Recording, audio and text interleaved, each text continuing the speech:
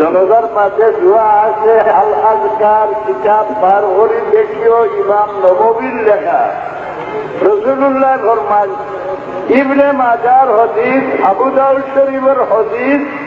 রাসূলুল্লাহ ফরমান ওয়াইজা সাল্লাইতুম আলাল মাইয়িতি ফাআখলিসু লাহু দুআ। জনতার ভিতরে মসজিদের লাগি একটা শব্দও হইছে না, জনতা শেষ করি মসজিদের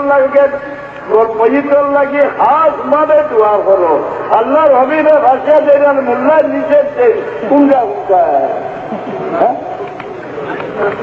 মুখো মাটি আড়াই দিবার খান বরং কিতাব লেখা